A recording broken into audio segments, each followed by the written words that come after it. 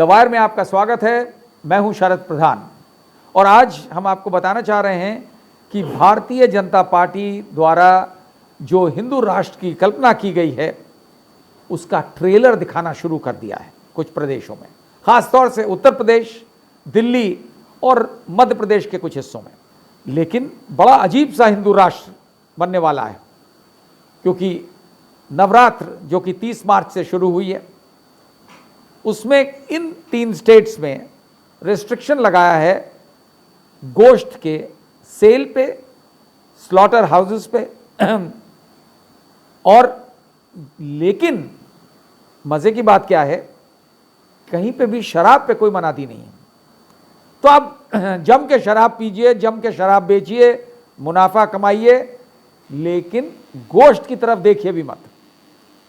जी हाँ, उत्तर प्रदेश में जिस तरीके का बैन लगा है कि किसी भी कोई भी मीट की शॉप किसी भी मंदिर के 500 मीटर के रेडियस में खुली नहीं होनी चाहिए। दिल्ली में इसके विपरीत 150 मीटर का रिस्ट्रिक्शन रखा गया है कि 150 मीटर के दायरे में, रेडियस में अगर कोई मीट की शॉप है तो बंद रहे मंदिर के।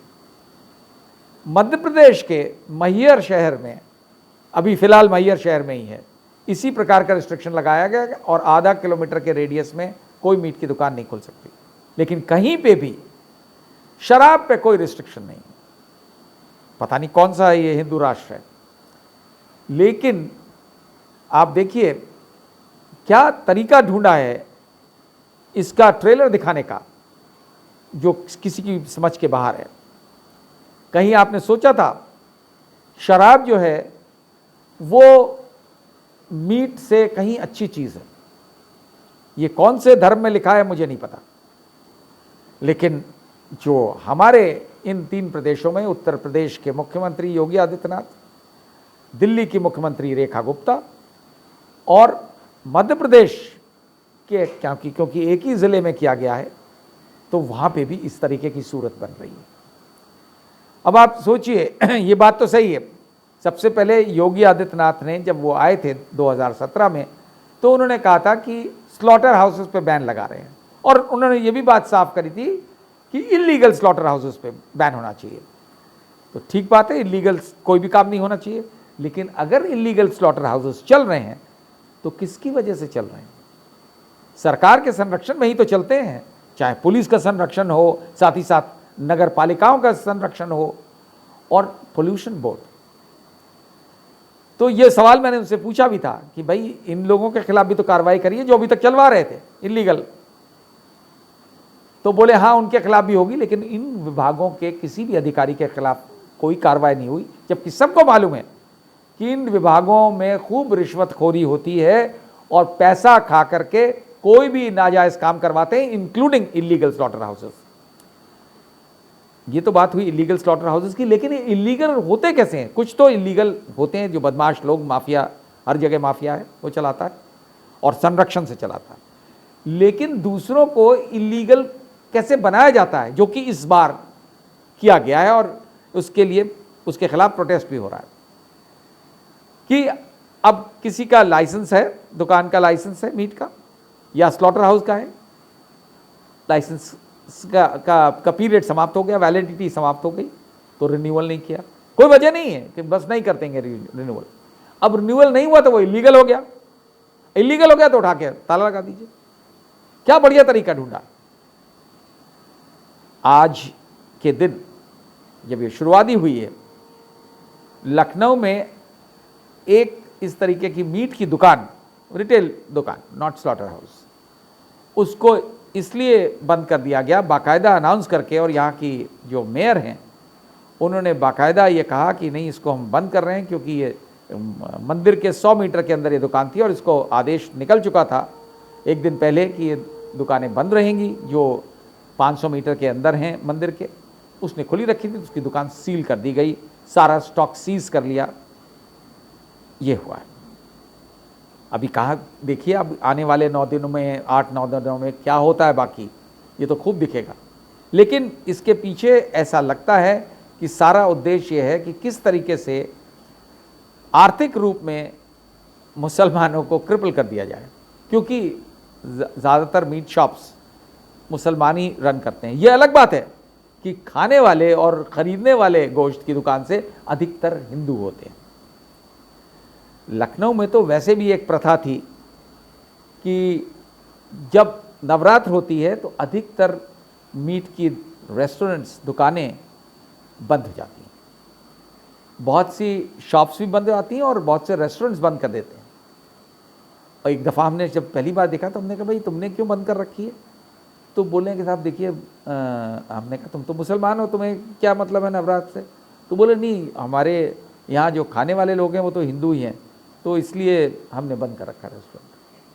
अब आप सोचिए, ये अपने आप ही इन लोगों ने बंद कर रखी, चाहे उसके पीछे इकोनॉमिक रीज़न हो, लेकिन ये तो है ही कि उन लोगों ने बंद कर दी। अब ये जब आप रेस्ट्रिक्शन लगाते हैं तो जाहिर है कि लोगों को अधिकार है प्रोटेस्ट करने का। और इस तरीके का रेस्ट्रिक्शन कि 500 मीटर के अंदर, तो आप सोच सकते हैं 500 मीटर काफ़ी होता है, 500 मीटर का रेडियस। और हमारे यहाँ जगह जगह मंदिर होते हैं, इसमें तो कोई वो नहीं है, और हो सकता है हमारे घर का भी मंदिर हो। जहाँ 500 मीटर के दायरे में आए और कोई नापने तो जा नहीं रहा है रेडियस, तो पुलिस के ऊपर है, म्यूनिसिपल कॉर्पोरेशन के ऊपर है। उसमें क्या क्या खेल होंगे कि 500 मीटर नहीं आपका था, 500 मीटर के अंदर उठा के बंद कर दिया। इसी को लेकर के प्रोटेस्ट चल रहा है लखनऊ शहर में मीट ट्रेडर्स द्वारा। और इसमें कुछ हिंदू मीट ट्रेडर्स भी आ गए हैं, हिंदू रेस्टोरेंट ओनर्स आ गए हैं, माफ़ करिएगा, हिंदू रेस्टोरेंट ओनर्स जो मीट बेचते हैं वो कह रहे हैं हमारे पास सप्लाई नहीं आ रही है क्योंकि रोक लगा दी है, दुकानें बंद कर दी गई हैं। ये कैसी स्थिति उत्पन्न हो रही है? शराब पीजिए लेकिन गोश्त मत खाइए, बहुत बढ़िया है। ये लोग बड़े खुश हैं इससे कि भाई कुछ नहीं, कुछ शराब की दुकान थोड़ी ना बंद है। ये अलग बात है कि अधिकतर हिंदू लोग जो नवरात्र रखते हैं वो शराब भी अवॉइड करते हैं, हालांकि बड़े इंतज़ार में रहते हैं कब ख़त्म हो ना और शराब मिल जाए। जो शराब पीने वाले लोग, गोश्त पे दुकानें बंद होंगी तो अभी फ़िलहाल बड़े खुश हैं वो लोग खाने वाले। लेकिन अगर उसमें बहुत से हिंदूज हैं जो खाते भी हैं, जो नवरात्र नहीं रखते हैं, उनमें उन्हें सब पूरी आस्था है, लेकिन वो अपनी जो इस फ्रीडम दी रखी है इस कॉन्स्टिट्यूशन में, भारत के संविधान ने, उसके तहत वो नहीं, ये कोई बाइंडिंग तो है नहीं कि अब नवरात्र का व्रत ही रखिए। सब लोग नहीं रखते हैं, लगभग 40 से 50% लोग नहीं रखते हैं, तो उनको तो इजाज़त है खाने की, लेकिन नहीं बिकेगा ही नहीं। तो नहीं बिकने के पीछे ऐसा लगता है कहीं ना कहीं ये मानसिकता है कि इस तरीके से इकोनॉमिक रूप में मुसलमानों को क्रिपल कर सकते हैं, क्योंकि बेचने वाले ज़्यादातर वही हैं, रेस्टोरेंट्स को छोड़ दीजिए। तो ये कौन सा तरीका है रिस्ट्रिक्शन का? लोग, बहुत से लोग हैं जो ताली बजा रहे हैं, वाह बहुत बढ़िया बहुत बढ़िया, लेकिन ज़रा सोचिए कि इसी तरीके का बैन उनके ऊपर लगा दिया जाए किसी कोई चीज़ बेचने के लिए, तो दुकानदार क्या करेगा? बहुत से दुकानदार हैं जो रोज़ के हिसाब से उनका बिकता है, रोज़ अर्न करते हैं, खाते हैं, और उस पर और भी लोग डिपेंडेंट हैं, उनके कर्मचारी हैं, डेली वेजर्स हैं, वो कहाँ से खाएंगे?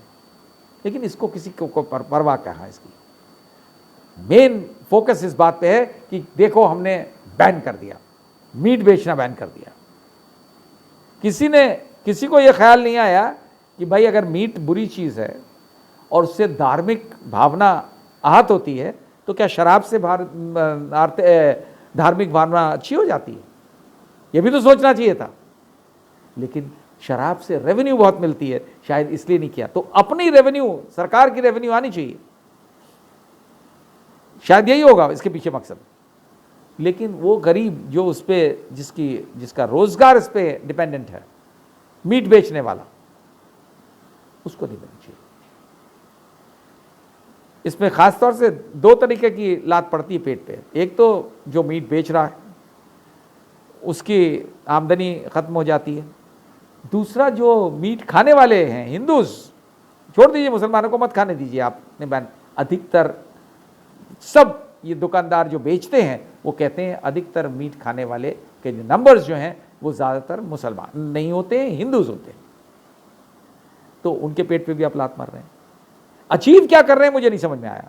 केवल ये एक तरीके की जो आजकल राजनीति चल रही है, पॉलिटिक्स ऑफ हेट, ये दिखा करके, और किस तरह से हमने मुसलमानों को कुछ ना कुछ हार्म पहुंचाया, डैमेज पहुंचाया, नुकसान पहुंचाया, वो एक तरीका, मेरा ख्याल यही इससे मकसद हल हो सकता है। और इसके जरिए से हिंदू वोट्स का पोलराइजेशन हो जाता है, क्योंकि घूम फिर के याद रखिए ये सारा कुछ होता इसी उद्देश्य से है कि वोट मिल जाए। तो हिंदूज को और कंसोलिडेट करने के लिए देखिए हम कितने सख्त हैं मुसलमानों के खिलाफ। ये वो भूल जा रहे हैं कि उसके खाने वाले ज़्यादातर हिंदूज, बेचने वाले भी बहुत से आपको हिंदूज ही दिखेंगे। यानी कि रेस्टोरेंट जितने हैं वो ज़्यादातर ओनर्स मुसलमान नहीं हैं, हिंदूज हैं।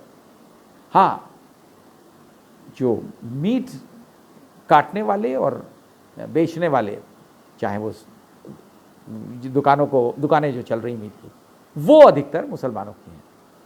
इंटरेस्टिंग बात यह है कि ज़्यादातर मीट के एक्सपोर्टर्स, जो बड़े एक्सपोर्टर्स हैं, उनमें कई हिंदूज भी हैं। तो उनके लाइसेंस गवर्नमेंट ऑफ इंडिया देती है, उनके पास लाइसेंसेस हैं।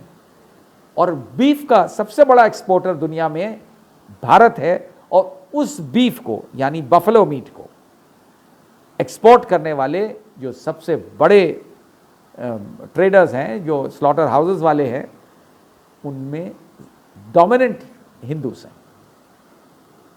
एक जगह तो जैन साहब भी हैं जिनका बहुत बड़ा स्लॉटर हाउस है।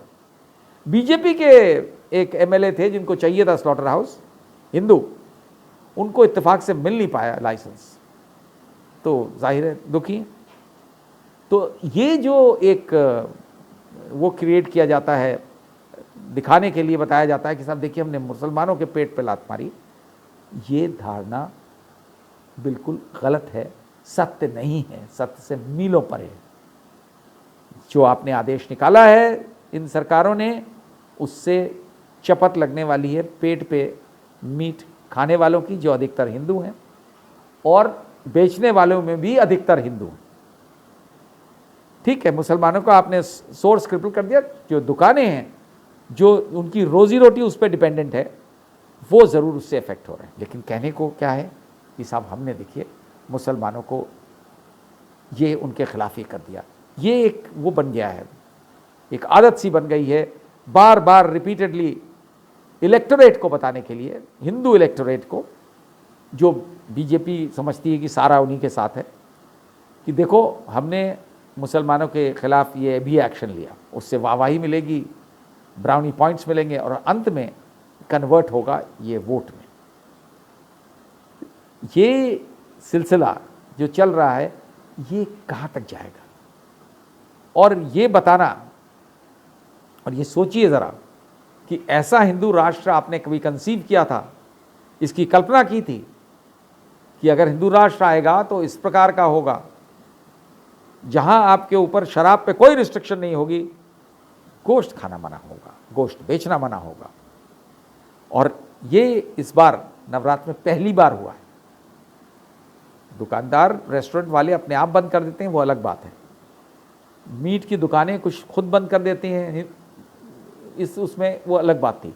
लेकिन रिस्ट्रिक्शन लगा के, आदेश जारी करके और सख्ती से फाइन लगा करके जब आप करते हैं, तो ये मामला वैसा ही लगता है जैसा कि किसी फासिस्ट रजीम में रह रहे हैं, लोकतंत्र में नहीं।